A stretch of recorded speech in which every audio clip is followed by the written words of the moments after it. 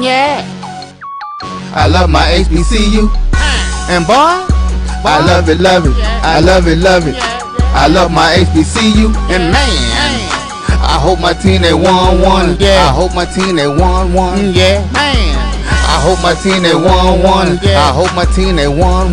Yeah. I tune into the HBCU Sports Lab to see if my team won or lost. If they lost, I'm quiet as a mouse. But if they won, keep tab. I'ma do the dab, yeah. Dr. Cavil, he know what he be talking about. Mike and Charles, they know what they be talking about. They compress the analytic data with your hip hop. If you know them like I know them, they gon' tell you if your team, if they won or lost, and who the ball. So listen to Professor, yes sir, and pay attention, cause he gonna teach a lesson. This is Dr. Cavil with Inside the HBCU Sports Lab. The team is back together again. It is none other than Dr. Cavil's Inside the HBCU Sports Lab with Mike Washington, Charles Bishop. Mike is back, man. And Mike has been on assignment. I got updates. He put in his payroll paperwork and he had the documentation. So I can show you, Mike really was on assignment. Besides the Brazil and all that other stuff that he slid out to, I'm not sure how he thinks he's going to get reimbursed for that. But he snuck in there and made sure he had on the road in Orlando with Stephen A. Smith last week as they were down there in Orlando for HBCU week on first day. So he was there. He provided the proof. So I'm excited, Mike. It's my understanding he did some tailgate as well. So, Mike, how you doing? I'm doing good, Doc. I appreciate it. Glad to be back after traveling. Man, that was a wonderful experience. I tell you that at HBCU week with Stephen A. on the show. Kudos to Delaware State's band. They brought it. I don't know if you're doing your band ranking. I don't know if you can take that into consideration.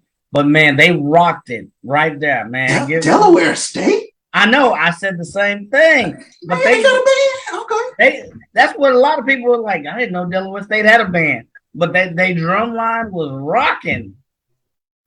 I appreciate that, Mike. So I guess maybe we'll put in this assignment. I wonder why you sent the video, I guess, for proof as well. Then you have a camera scene as if you were setting up cameras and putting in work. I'm not sure. I'm not sure about all that. But that was kind of neat that you brought up the camera crews and stuff like that. So that was pretty good. And so we'll get a shot of that as well. To show proof that Mike was on assignment. Wow, I can't believe it. Charles, how you doing?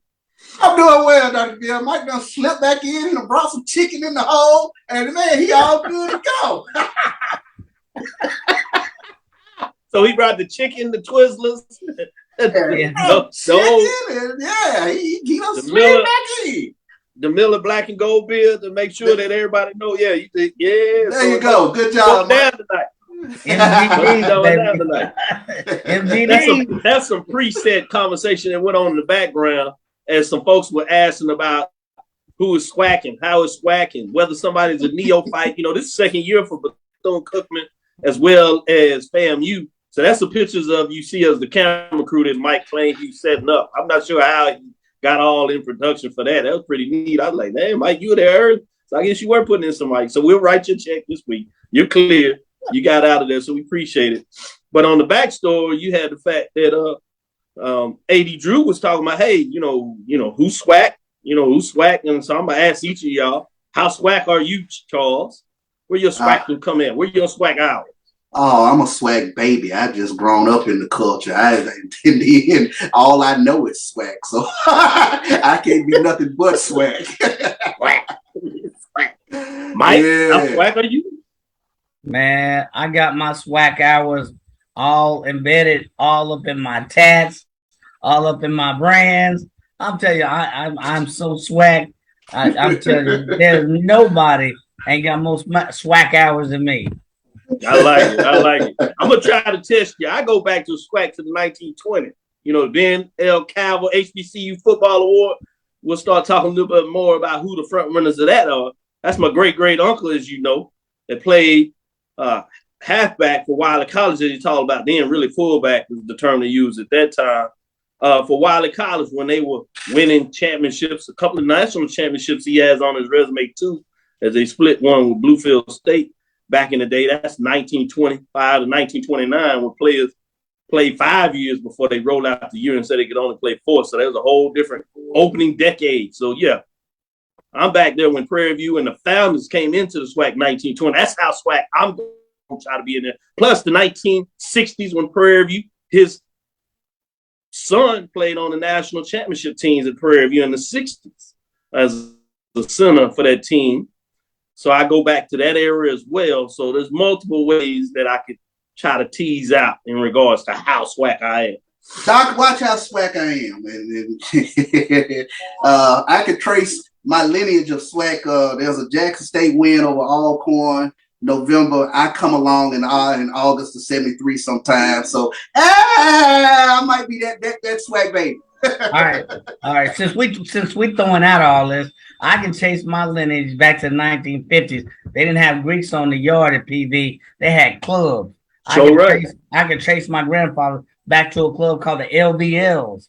So that was the frat on the yard back then. My uncle played at UNAPB and played ball with LC Greenwood. He'll tell you they call him Big Earl. My dad was the roommate of the late great Otis Taylor at PV. That's how SWAC I am. Oh, that's SWAC. I'm gonna go back in there. My grandfather was SWAC, part of the first ROTC class where everybody's known, which Mike is part of that ROTC. He was part of the first 2 graduates in that class. In 1947, they went to World War II after that. Yes, he actually was on campus when W.D. Boyce came down there. He drove him around the campus of Prairie. Yeah, that's how SWAC I am. And if y'all want to know, we can do how SWAC am I? Purvis Short used to babysit me, or any of the athletes at Jackson State had to babysit me if they got in trouble because my dad was over the athletics go on something. Oh, this is good. This is good. So anyway, let's get back to this. We tease it out, having some fun. In a lot of ways, that's how you do it. I know seriousness. Those guys came at it. They moved on, so we're gonna move on and get into some real conversation. As it sounds like, it may be FAMU may be on the AD, finding out who they have as the AD. Tiffany Dawn-Sikes from HBCU Game Day, at least according to them, they believe that they have several sources that FAMU has found the next director of athletics, Tiffany Dawn-Sikes, and people that have been around HBCU sports are probably familiar with her. She's had stints in CIAA where she actually played two-star sport player in terms of basketball, as she got it down there, as well as volleyball in terms at Virginia State University. She's climbed up in terms of senior women administrator, currently at Dartmouth for 3 years, compliance director, and later appointed as senior women's administrator. She's had roles, as I said, CIAA, MEAC, and SWAC, a period with Grambling State, as she did some leadership there as the assistant athletic director for compliance as well. She was responsible for women's sports, baseball, softball, and women's tennis, plus created the mall, which is a fueling station for GSU students pretty early when that came out, when she was doing that. She spent time in Norfolk State for 4 years, the NCAA eligibility specialist. Shawan in North Carolina for 3 years, the director of NCAA compliance. So she's moved around and got a lot of things done in terms of building her career and resume. So if that is the case, wish her the best of luck. I've had a chance to meet her and talk to her different things. We were scheduled to actually bring her on the show a couple of times this summer, but the schedules wouldn't work out. So that's amazing when you talk about that. But any thoughts on that, Charles, in terms of this potential hire, in terms of Tiffany Dawn-Sikes? Yeah, it looks like FAMU has got their individual who's going to move them in the right direction. A very storied career, has been affiliated with the SWAC during various stints and whatnot. I think this is a hire they knocked out the park. She is a very accomplished administrator. I'll get your thoughts shortly, Mike, but I want to get into the SWAC players of the week. If you would, Charles, go ahead and provide the SWAC players of the week. Yeah, let's go for it. Let's take a look at the SWAC players of the week. The SWAC is named Jackson State Shedeur Sanders, Florida A&M's Isaiah Major, along with Southern's Joshua Griffin and Bashan McCray as its SWAC football players of the week for their performances this past week. Let's take a look at the offensive stats. Shedeur Sanders, he completed 30 of 46 pass attempts for 332 yards to go along with 3 passing touchdowns during Jackson State's 26-12 over Alabama State through touchdowns of 35, 25, and 16, while completing passes to 10 different receivers. On the defensive side of the ball, Isaiah Major, a key contributor all over the field in the backfield as the Rattlers defeated South Carolina State 20-14. Major, he had led the Rattlers with 13 tackles, 5 solo with 8 assists, 2.5 tackles for a loss, and 1 sack. The specialist of the week was Griffin, played by the part in the Jaguar special teams unit, connected on a 40-yard field goal in Southern's 45-13 win over Prairie View. Is also 6 of 6 as far as extra point attempts. And the newcomer of the week, Bashawn McCray. He led the Southern Jaguar offensive attack for the second straight week with 360 yards of total offense. He went 16 of 22 for 275 yards and 2 touchdowns to go along with 85 yards on the ground. So those are your SWAC players of the week. Good stuff. Good stuff. Shout out to all those players of the week of the SWAC getting it done with big time games. Non-conference win by FAMU, big one over South Carolina State. Mike, what are your thoughts in terms of the MEAC players of the week? Man, not to be outdone, Morgan State senior running back Alfonso Graham and Norfolk State redshirt sophomore wide receiver Daquan Felton were named MEAC Football Offensive Players of the Week, presented by Coca-Cola, of course. The conference announced just today the year our Lord, October 11th, 2022. Norfolk defensive back Stuart Anderson Jr. was named Defensive Player of the Week, while the Spartans' Kevon King was named Rookie of the Week, and Morgan State Junior Dexter Carr. Graham of the Alfonso type racked up a career-high 203 rushing yards on 23 carries. Wow. Averaging 8.8 yards per attempt. Man, that's better than some teams' average per attempt. I just wanted to put that data point in there. And the Bears lost to Norfolk State. The MEAC's leading rusher previously gave the Bears the lead with a 51-yard touchdown with a $1.53 remaining in the game, capping off a stretch of 21 unanswered points by Morgan State. He also caught 4 passes for 21 yards. Now, Felton of the Daquan Felton type caught the game-winning touchdown pass with 5 seconds remaining against Morgan State. A 3-yard strike to the corner of the end zone from Mr. Jalen Adams. In all, Felton caught a career-high 8 passes for 94 yards, and that score in helping the Spartans pick up their first win of the season. Now, not to be outdone, Mr. Anderson, for those of you who like Matrix, caught the game, recorded 9 tackles, 6 solo, including a tackle for loss in the Spartans' conference victory over Morgan State. He also had one of the game's key plays as the Bears' Graham appeared to be on the verge of scoring before Anderson forced a fumble on the 1-yard line that the Spartans later recovered. Interesting. All right. So Mr. King, running back, the 5'11" freshman, rushed for 36 yards and a touchdown on 4 carries against Morgan State, including a 34-yard score in the first quarter for the first score of the game. And last but not least, Mr. Dexter Carr Jr.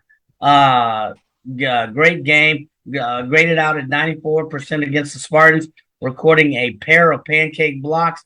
I love that stuff. Besides the kill in volleyball, I love that term, pancake blocks. Anyway, I digress. Pancake blocks anchoring a Bears offensive line that helped amass 375 yards of total offense, including 259 on the ground. He did not allow a sack or commit a penalty. So congratulations to the MEAC Players of the Week. You go do it. As we say it on the Hill and PB, they were ready. With that being said, great information there. Want to give an update? It is now official, according to our site sources.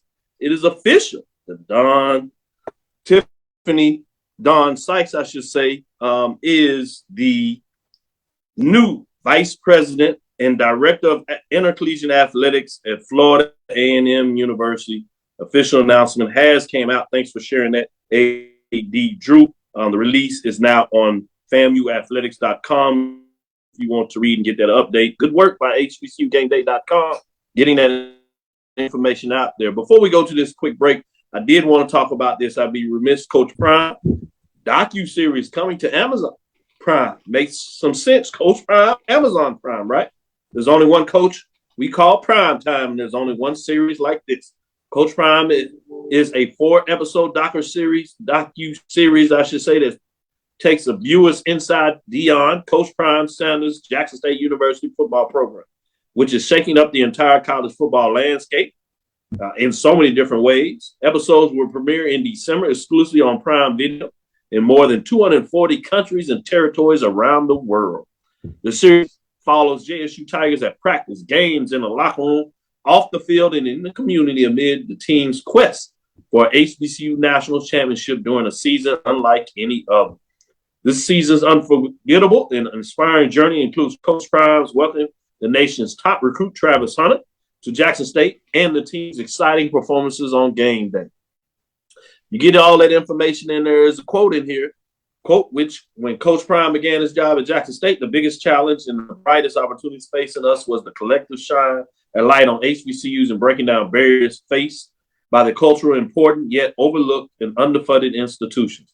We have worked tirelessly over the past few years building coalitions, forging partnerships, and developing this documentary series to encourage and create change, end quote. That's by Constance Schwartz Marini, co-founder and CEO of SWAC Entertainment and executive producer of Coach Prime. We are thrilled to partner with Prime Video to expand the series audience and giving viewers a sense of culture unique to HBCUs and behind the scenes look at Coach Prime and his efforts to level the playing field. Coach Prime is executive produced by SWAC Entertainment. Michael Strahan, Constance Schwartz Marini, and Fred Anthony Smith are all a part of this. I like the collaboration with other individuals, particularly Michael Strahan, Texas Southern University, product himself, Hall of Famer. They've obviously crossed paths in partnership on the suits that he's provided Jackson State and most recently Texas Southern University. So big time, big deal. Let's go to a quick break. We'll be right back after the other side. It's time to give the poll rankings. I want to see what they think about the poll rankings. And then the second half of the show, we'll get into some true matchups. With that being said, stick with us. We'll be right back after this first quarter break.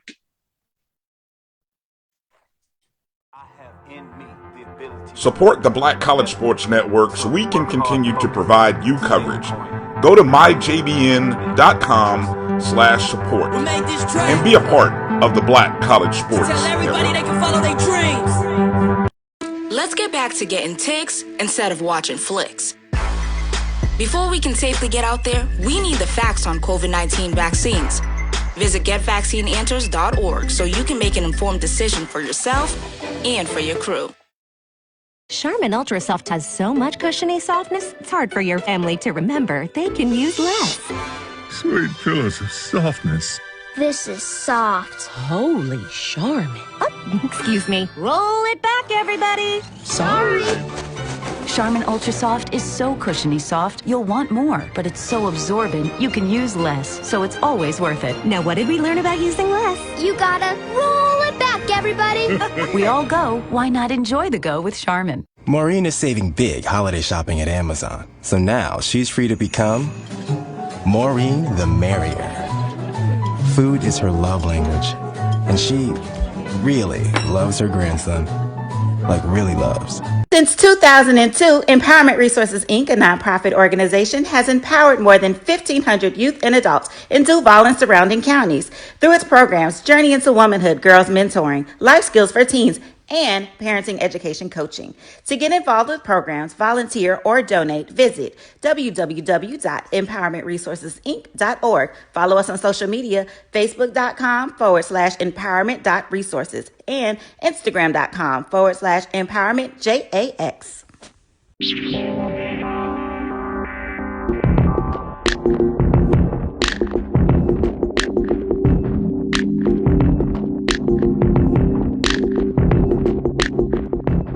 Press the analytic data with your hip hop. If you know them like I know them, they gon' tell you if your team, if they wanna love and who the ball. So listen to Professor, yes sir, and pay attention, cause he gon' teach a lesson.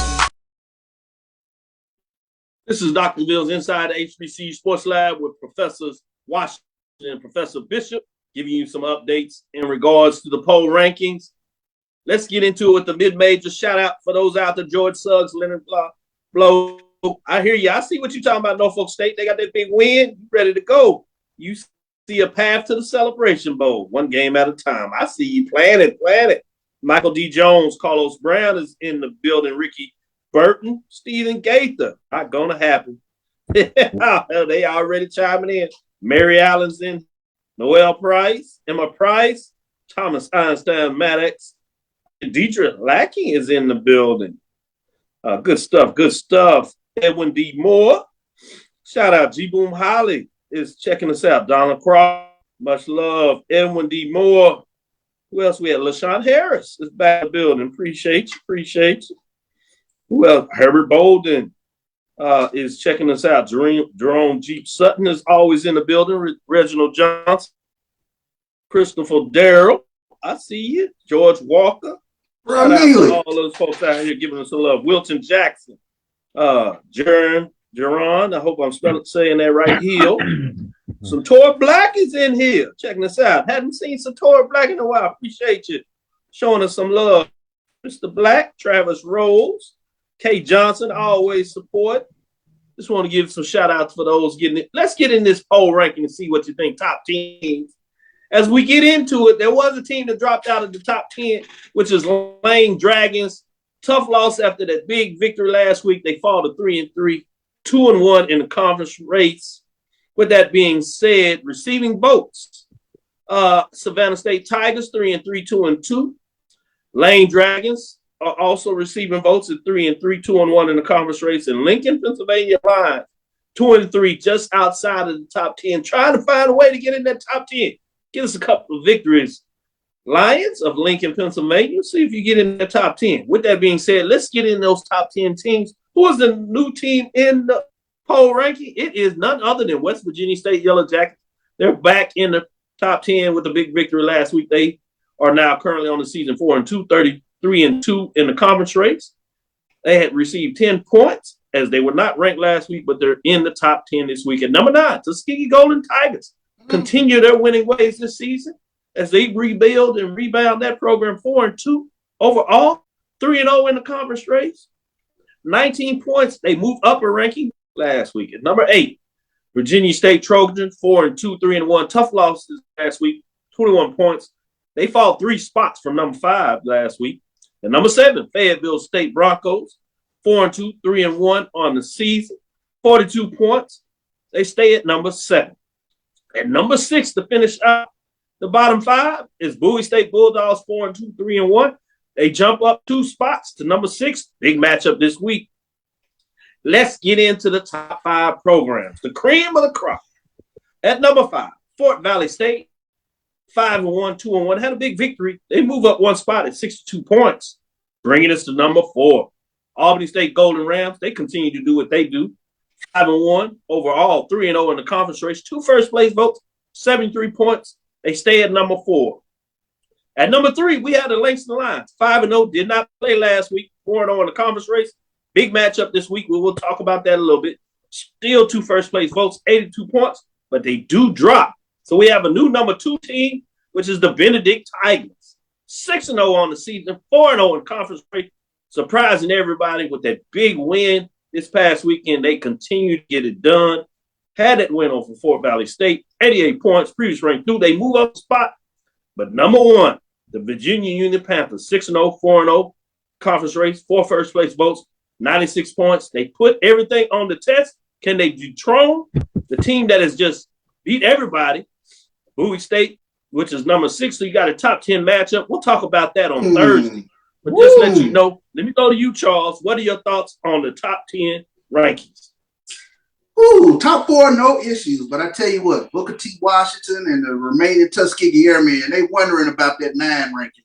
They 3-0 in conference play. That's a strong 4-2. I might bump Fayetteville down just a notch and have Tuskegee sitting up there at 7. Tuskegee's been impressive thus far. I can see that. I can see Fayetteville State. They hadn't had the biggest wins, nor has Tuskegee. But I can see that. Let me go to Mike and see his thoughts. Oh man, please. I think right now, what you got with Benedict, Albany State, Fort Valley. Right now, those are the top three teams. I agree with CV. I think you can bunk. I think Tuskegee at 3-0, 4-2. I think they need to be a little bit higher in the poll. You look at their schedule compared to Fayetteville. That's one data point. They're about a magnitude higher than Fayetteville. So I would put Tuskegee up a little bit higher. That's just my simple data point. Man, I see y'all picking up on me. I feel you though. Y'all teaming up. Steve again say we don't respect the entertain. I see it. I'm not going to entertain y'all. I'm going to go in here and talk about my major division because y'all get back together. Mike goes out on the trips, brings back a couple of things. Now you got the money. Now y'all want to team up. I don't know what else y'all do. Let's get into the top 10 major division. No team dropped out of the poll this weekend, but we do have some changes in receiving votes. Texas Southern Tigers receives the bulk of the votes outside of the top 10 with 11.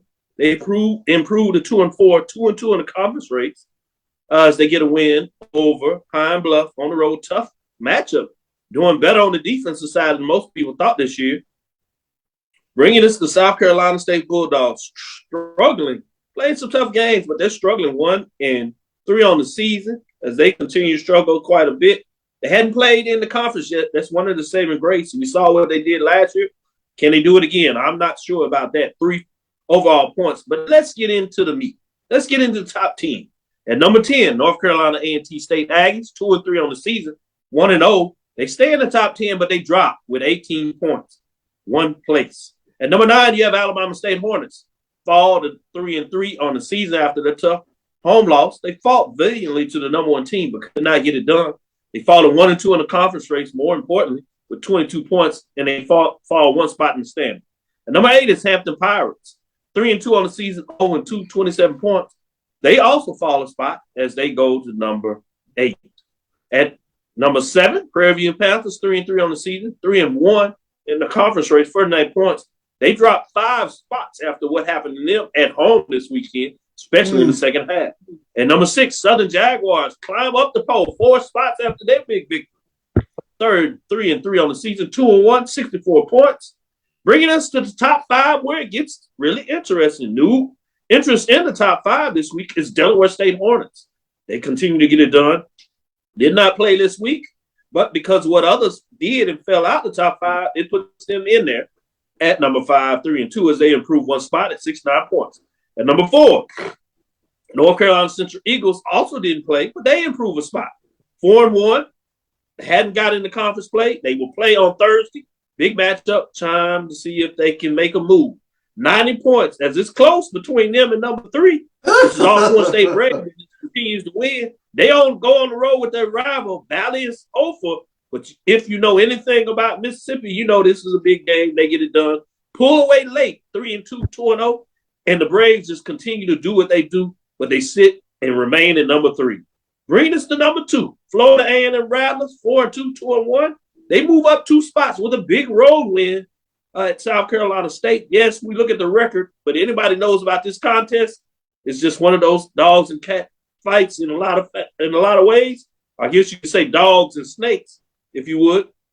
They get it done. At number 1 is Jackson State Tigers, 5-0, 3-0. Although they had a tougher game than many people thought, they still hold on to all their first place votes. 120 points, they get it done at number 1. I'm going to go to you first this time, Mike. What are your thoughts in terms of the top 10 of Inside the HBCU Huddle Report this week for week number 6 as Jackson State Tigers remain number 1 for the 6th consecutive week? No, no problem with Jackson State sitting at number 1, but no problem. I'm still drinking. So that means you have some other things that you want to share. Absolutely.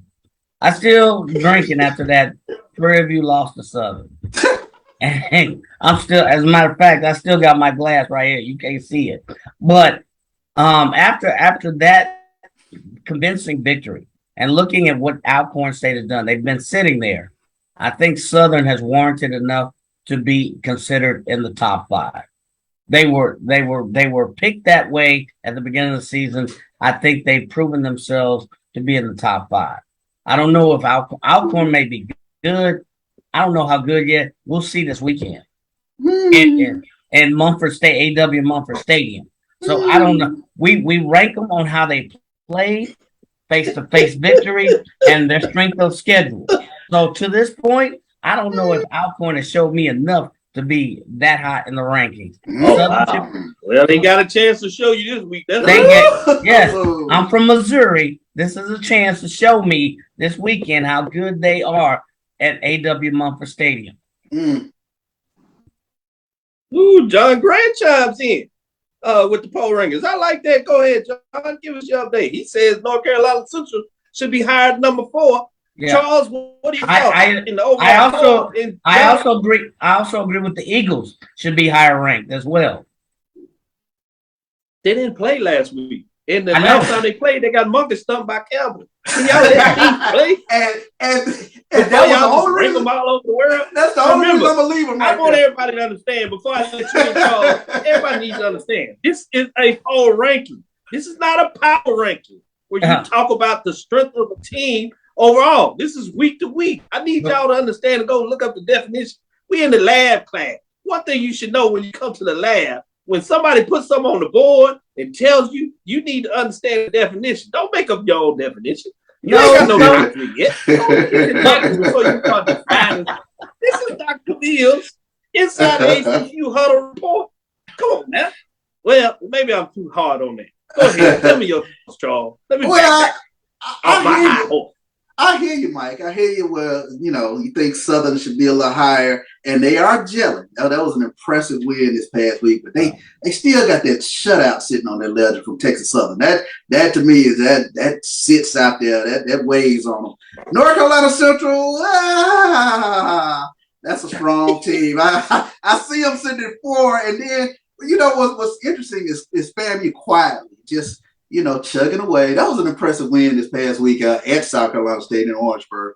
So things, I guess, are going to shake out a little bit more. But I tell you what, Delaware State sitting at 5. They got to prove it in the game this weekend, going to Norfolk State. Norfolk State coming off that big win over Morgan State. So let's see if Delaware State has a justification for being in a top 5 team. What has Delaware State done? What has Delaware State done? What has Delaware State done? They won their last couple of games, and they have a better record than Southern Prairie View. They beat Robert Morris and Lincoln. I'm sorry. Yeah, that ain't my fault because y'all can't schedule. Y'all need to go to scheduling school. I like what Kay Johnson says. Pass out the rubric. Let me give y'all the rubric. You got to play. You play what's on your schedule. Then you win those games. Again, this is not a power ranking. I need y'all to understand it, boy. I don't know why y'all can't get it in your head. If it's not a power ranking, we need to put some power in it because Delaware State. No, man, y'all ain't right. Let's go to this break. That's too much. Shout out for all those. Barrick says SU should be top 5. Hell, they had 6. You want to give up? Delaware State. I tell you what, Delaware State has one D1 win. I give you this. You take out a top 3 Alcorn State Braves. I don't care if it's at home or the road. I know it's at home. You do that, I guarantee you'll find your way in the top 5 because Alcorn gonna fall. The game's ahead of you. Show it on the field. Y'all quit begging and wanting all this stuff. I understand. This is a top 10 matchup. You can't negotiate your way in this class. All I'm saying, you can't write the paper. Show it on the field. Give Delaware State credit for breaking teams like Virginia Lynchburg. I can put my family together. Y'all need to be careful about talking about Delaware State. They do have a out of conference win over Robert Morris. SWAC and SWAC, y'all ain't got a lot of those. They beat Virginia. Careful what you talk about in terms of a win. Some of y'all need to practice what you preach because y'all ain't got no non-conference wins. Mike, talk about that. We're gonna go to the break before Mike get mad. He gonna turn off my mic. I don't know how he gonna do it though, but I got a good try. He done been out on the side. Hey, Doc, here comes the Alcorn contention like that. I can't believe Florida A&M is sitting in front of us. Hey, put him on the schedule. Y'all get the chance. With that being said, we're gonna go to our break. halftime watching sport, which will brew a praying ranking. I know they're going to get excited about that on Thursday. We got some changes in the top 5 in terms of what took place this weekend. We had those 2 top 5 matches. We'll see what happened after all the carnage on the marching sport this Thursday. With that, we'll get into the halftime break. We'll be right back after this and get into some matchups this weekend. Pretty big ones. Again, we'll get in those conference games, SWAC, MEAC, CIAA, SIC on Thursday. We're going to give you some independent, and we're going to give you some classic matchup right after this break. Stick with us. We'll be back on the other side.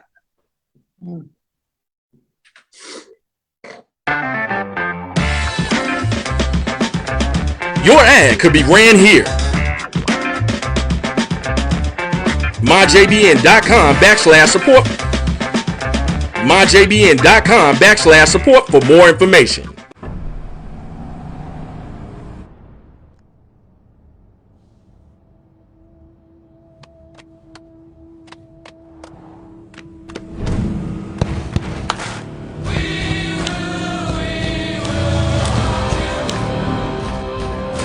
The new GMC Sierra with hands-free driving offers the most advanced and luxurious pickup in its class.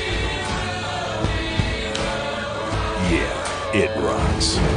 From novice to aficionado, find yourself here. High quality cigars plus personal customer service. Slow Burn is Waco's only mobile cigar lounge, featuring a meticulous, curated collection of premium cigars. Visit our website, www.slowburnwaco.com. That's www.slowburnwaco.com. Supermarket sushi, really? No. Wait, Troy, you work here? I'm never not working. Like Head & Shoulders Scalp Shield technology, up to 100% dandruff protection, even between washes. Never not working, huh? Oh, Troy, you're such a good teacher. Yeah, I know. Never not working. Never not working. Never ever not working. Are you serious? Never not working. Dandruff protection that's never not working. Head & Shoulders Scalp Shield technology.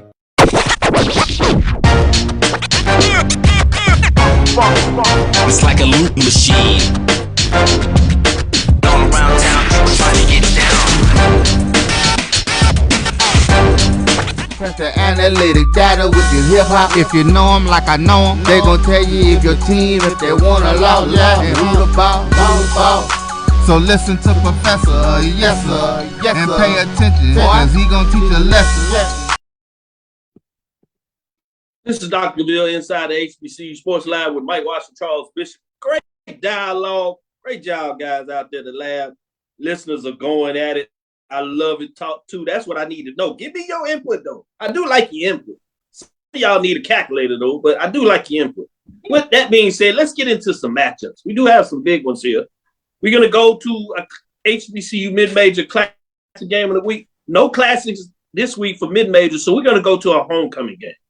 We're going to go to Atlanta, Georgia. Y'all know I like Clark Atlanta Panther Stadium. I know what they do in Atlanta for the homecoming. And while they might need to work on what they're doing on the field, homecoming, they know what they're doing. SIAC Saturday, October the 15th at 1 o'clock.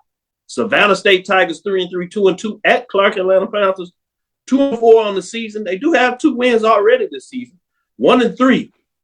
Savannah State Tigers, which Savannah State Tigers going to show up. It's going to be interesting, this matchup. None of them in the top 10. Some of them just outside trying to get that matchup. But you see this game is on ESPN Plus.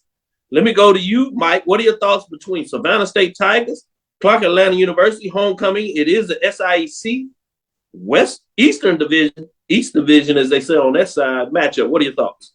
Well, right now it looks like a 3-horse race in that East Division. Benedict, Albany State, Fort Valley, Savannah's pitching fourth. Clark Atlanta's only win is against Edward Waters.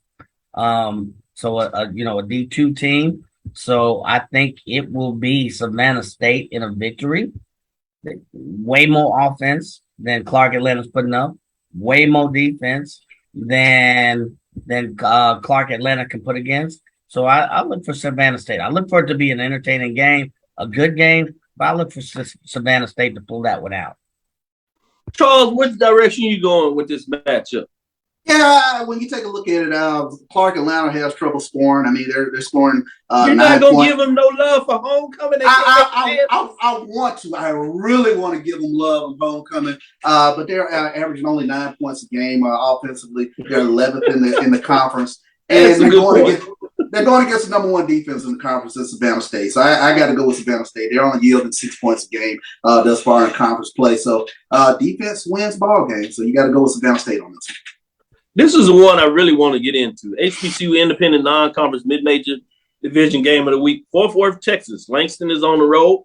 As you see, they're ranked number 3 in the HBCU Inside the HBCU Huddle report in terms of the lab. 5-0, 4-0. This is where things kind of went in a different direction this last year. Again, they played Texas Wesleyan Rams, who are 5-1, 4-1 in the conference race. So this is a big one. They got 2 big matchups back to back, but they start here. Charles, what do you think Langston Lions will get done? Will they get it done this year, or will they fall in the same trap they did last year? This is a tough one. This is when you take a look at Langston, especially this past game, tremendous balance, 500 yards of total offense. A name we don't talk about a lot, but he's one of the better quarterbacks in HBCU athletics. Larry Harrington from Langston, true dual threat. He gets it done week in, week out, throwing for over 250 yards, and normally he's up there with regards to rushing as well. But I mean, he is a tremendous quarterback. But they're going against Texas Wesleyan. They have 1 loss on the ledger, but they have 3 shutouts on the season thus far, Dr. Cavil. They're playing this game on the road. This will be a tough one for Langston, but I'm going to go with the high-scoring Langston Lions to get the win on the road. As Brandon King says, this is pronounced Albany. Just letting everybody know. Mike tells us all the time with his family from them points, and everyone points out them data points is back. With that being said, everyone says he wish he could be in Fort Worth to check out this game, but I want to know what Mike thinks.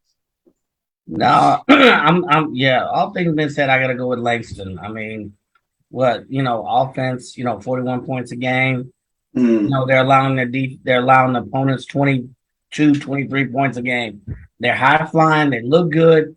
I think they're number 3 in the Sooner Athletic Conference in total offense, number 2 in total defense. I think they go into and pull this one off, even though it's a very tough opponent. I gotta go with Langston on this one. And yes, it is Albany. My wife corrected me once again. My wife and folks are from that region. You better say Albany. And you better say all corn, not Alcorn. Exact. Yeah. I was corrected. Y'all better figure it out. Y'all better figure it out. Yeah, you gotta tell the national folks already. Yeah. Some of y'all need to take your diction lesson in the deep south, or these folks gonna bop you in your head. With that being said, we're gonna take our last break and get in our fourth quarter. Go into our major division matchups. We got a little bonus game that we're gonna break down this week as well. Stick with us. We'll be right back for our last break and get in that last segment with some of these major division games of the week. Thank you guys for what you do for HBCU athletics. This is a fantastic avenue for all of us. This is our ESPN, so we love what you guys do. Brian, AD, Roy, all you guys at BCSN. We really appreciate what it is that you guys do for us.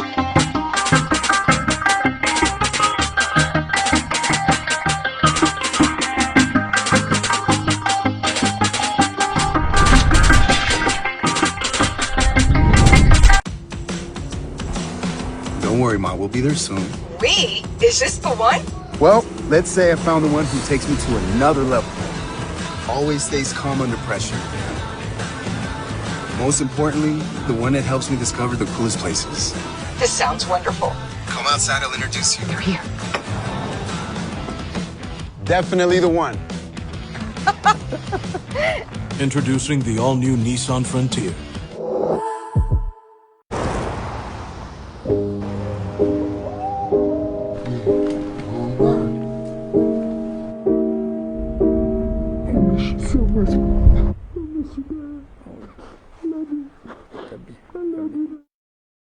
At CDW, we get speed as the new currency of success. Our team spends way too much time tending to outdated applications and software when they should be focused on driving application agility and innovation. CDW Amplify Development Services modernizes software and application development to help accelerate innovation and digital transformation. So you mean building new applications, UI, and mobile interfaces? Well, you said you needed to innovate more quickly. Oh, so he's a listener. To do more at scale, trust CDW Amplify Development Services.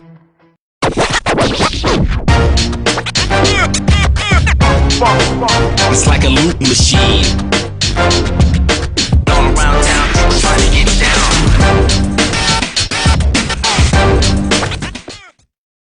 Compress the analytic data with your hip hop. If you know them like I know them, they gon' tell you if your team, if they wanna loud and who the ball. So listen to Professor, yes sir, and pay attention, cause he gon' teach a lesson.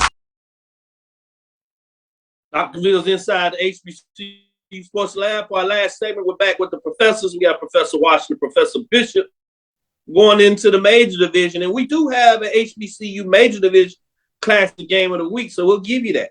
We're going to go to Washington, D.C., Audi Field, Truth and Service Classic. You have an Ivy League team versus a MEAC team with Harvard Crimson, 3-1 on the season, 2-0 versus Howard Bison, 1-4 on the season.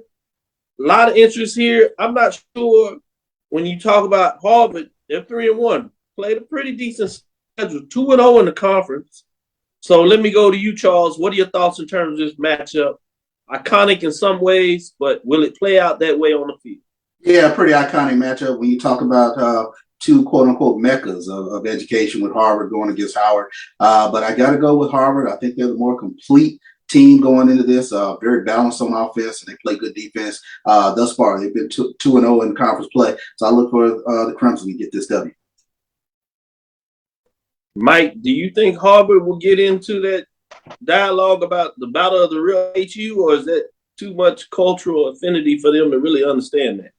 Yeah, my vote would be that that's too much in that cultural affinity river valley. So, but I do go with Harvard. They, I think they're on top of the division. I think they're either first or second in the league in offense. You look at Howard and where they're standing, their offense flutters quite a bit. So, I unfortunately I have to go with Harvard on this one. I see. I understand. You call it data points, as you said.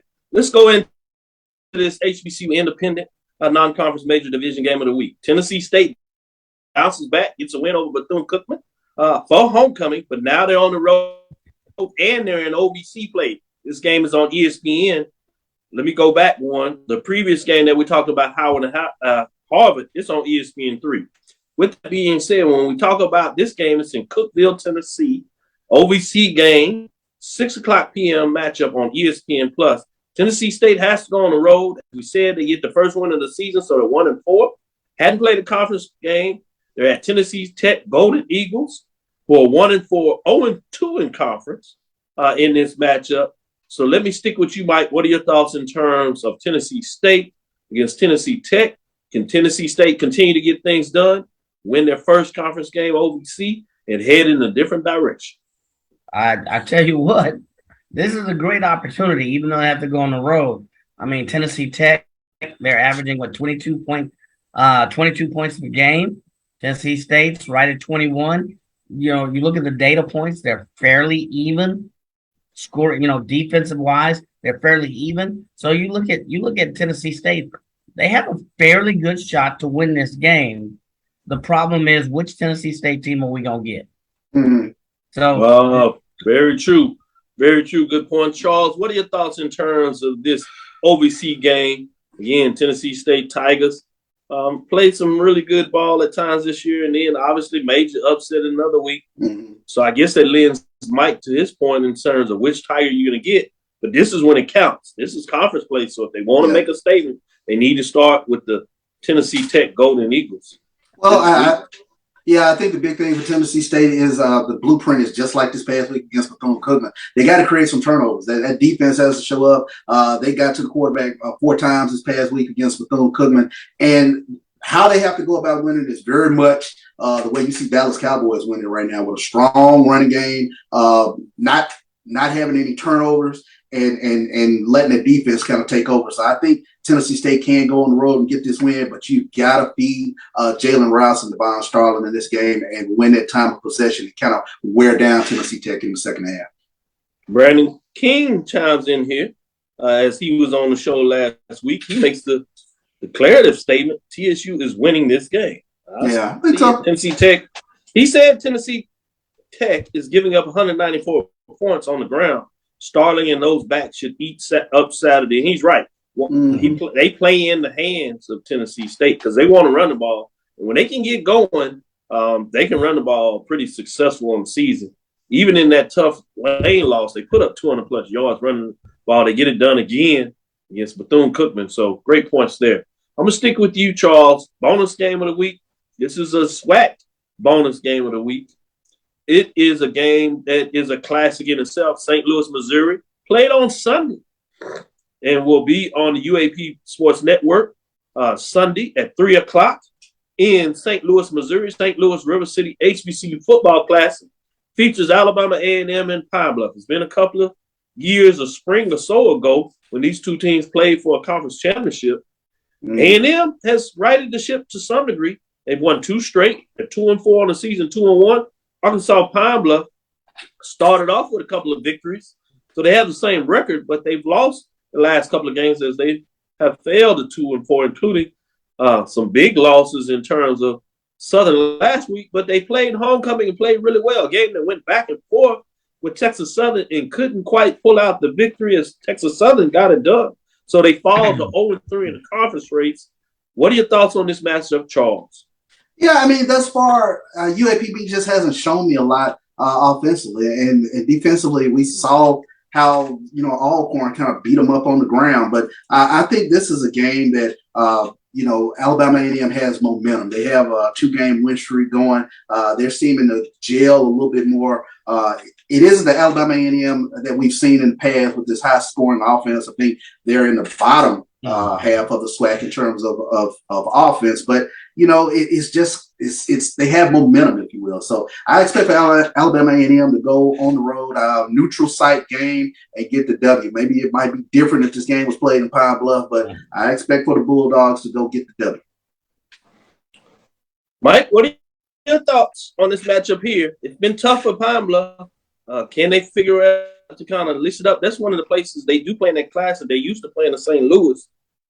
And they get it done, will the Bulldogs continue just to build a little momentum for their third? The short story is I think the Bulldogs continue to build a little momentum. I agree with CB. You hadn't seen a lot from UAPB. Skylar Perry is like number 7th or 8th in terms of passing in the SWAC. You look at rushing, you look at all the stats that really matter. And you don't see UAPB really peaking at any point during the year. Usually you'll see a team peaking at some point in the year. You don't see that from UAPB. Alabama A&M has a couple of choice wins lately. I see them continuing that momentum. You have not seen that vaunted passing attack that you saw a couple of years ago from A&M, Alabama A&M. But I think they have enough offense, enough of a balanced offensive defensive front to really bring home the victory, unless they just have a colossal mess up. Good points. We got a little time left. We talked about Coach Prime and Prime, Amazon Prime in that matchup in terms of what that looks like. So I want to go to Charles and get your thoughts on this. Then we have some big news that I really want to get your thoughts in terms of the stadium. What's your general thoughts in terms of the primetime video with Amazon Prime? And getting a little more international. Obviously, he did that previously the first season, but now Amazon Prime has picked it up. Yeah, you get an awesome look even more inside the Jackson State football program. And it's unique. It is a real family atmosphere. You have a lot of tremendous personalities that I think this docuseries will get an opportunity to take a look at. And then just some of the things that this team has kind of overcome. You've had a water crisis that they've had to deal with, but they are laser focused on like this goal. in terms of winning the Black College National Championship. They've heard all the quips, if you will, and then you have these teams that are nipping at the heels, but they are dead set on domination, trying to go out there and make that happen. So I think you get a closer look at this Jackson State program. They work hard as all get out, but they have fun during the process. Good points. Good points. I want to get both of your thoughts on this a little more. This just came out, and I know it's been behind the scenes. You've talked about a lot of this in a lot of ways, but Deion Sanders, at least according to the title, motivates Jackson officials to push for new stadium. A sense of urgency to keep Deion has pushed the Jackson City Council to roll out a plan for a new stadium. This has been in the works for years, and for various reasons, state and or local, in terms of the city, the pieces of the puzzle just could not quite come together. You'd have one group that wanted it in one place, another group wanted another location. It seemed like you'd get some momentum. It had stopped. But another hurdle, at least at this point, has been cleared. Deion Sanders and Jackson's are garnering national attention on a weekly basis, but they've also got the attention of some heavy hitters in their own town. Jackson City Council unanimously approved a resolution backing the construction of a new football stadium on Tuesday in hopes of helping keep Sanders in town for the long haul. We had a lot of people talk about those actions of doing, in a lot of ways, what's necessary to keep them there. I'd like to get Charles' points on the whole overall way to look at this. Obviously, this is coming from HBCU Game Day, written by Stephen J. Gaither. Quote, "We've had much success with our coach, Deion Sanders. Prime time. It's just the perfect time. If we're going to get a new stadium, to start talking, let's try to make it a reality." Ward 3, Councilman Kenneth Stokes said via WLBT, quote, "We're all hoping that Coach Prime stays in the city for a long period of time, but a lot of colleges and universities are trying to get his talent. Quote, maybe if we can show as a state that we are committed to him staying and to the new stadium, maybe it would help encourage him to stay," he said. Let me go to you, Charles. What are your thoughts in terms of this arrangement? Not whether he's staying or not, but the fact that they're moving the next level to seek about the new stadium. Is this something that you think can finally get done? And is this a good step to at least try to get it done, if not? Well, I applaud the efforts. I think that there's a groundswell for a significant portion of Jackson State's fan base for a new stadium. It would be interesting to see, but I've talked with you about this in terms of, was the infrastructure ready? Was the infrastructure ready for a unicorn to show up, such as Prime? And thus far, the infrastructure has been lacking. So it looks as though some people have been, the shoulders have been shaken, if you will, to, kind of make things happen and see what happens and go from there. But Jackson State's fan base, I think, is deserving of a stadium, of a more modern stadium. But I'll be very honest with you.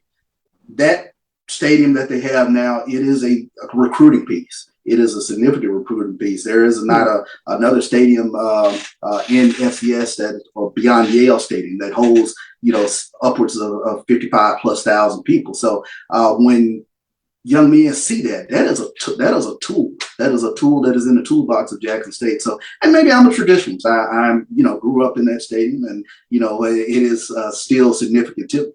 So it sounds like in some ways you'd rather see it maybe refurbished than a new stadium. I think what we've seen within college football is the refurbishing of stadiums. I mean, how many college teams go out and go build new stadiums? We don't see that very often. But what we do see is they build or refurbish what they have, and it continues to be that recruitment piece. Yeah, especially when you talk about of that size. You see a lot of schools do it, but they're much smaller because of the costs associated with building a 60,000 stadium. That tends to be what you see on a professional level. Exactly. You need a lot of tax base to help pay for that. So good point there. Let me get Mike's thoughts before we close it out. Just kind of hearing it, a couple of questions come out in my mind. More so on kind of, CB's last point. A lot of people identify with the vet. And there's been a lot of venues where, folks that don't identify with a certain venue, cannot come back to hurt you. is it better to rebuild the vet than to rebuild a new stadium? Because it's more than just financial aspects. There's an identity in a certain facility. So those questions come up. The other thing is infrastructure. Does the city have the infrastructure? Can that become a Tuscaloosa where everybody's built up around, this program, the stadium, or even a college station? Do you have the infrastructure, the sport to build that kind of environment? So those questions kind of come up, at least on the outset. The other concern I have is Jackson State does not own the vet. Does it, still, but really, for all intents and purposes, everybody going there, that's Jackson State Stadium. So again, do you build off of that, expand that stadium, as opposed to build a whole new stadium? So those are just my initial thoughts, from a business standpoint and from an infrastructure standpoint. Long term, what's sustainable? Is it building the existing infrastructure, building around it, or starting from scratch and building something new?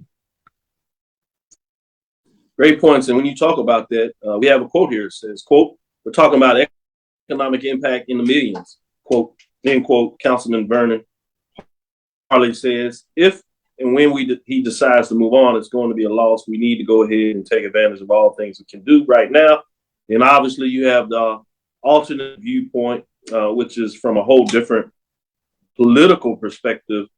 Current Governor Tate Reeves was quoting when he was asked a whole different question. He went in this direction, so it's somewhat even hard for me to quote this, but to tell the full framework, I will put it out there. Quote, "I don't even like the state building stadiums when general fund tax dollars," end quote. Reeves said last month. Quote, "I'm not really excited about Jackson building a football stadium," end quote.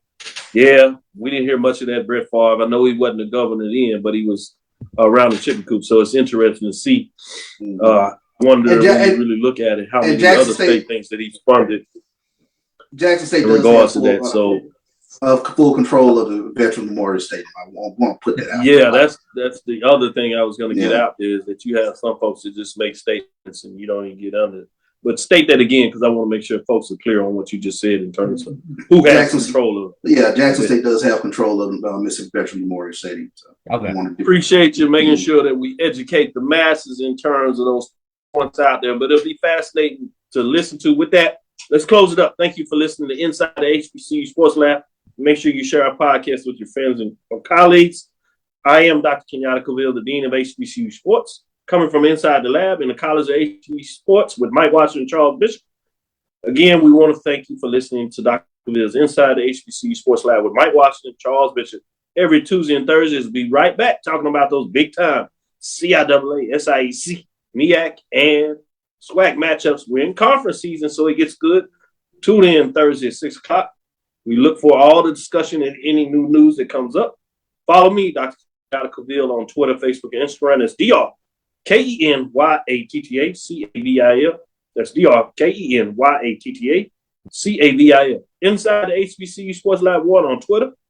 Facebook and YouTube is Inside the HBCU Sports Lab. Dream big, continue to move forward. We will talk with you soon. Charles? Of course. Mike? Lecture. Dismiss.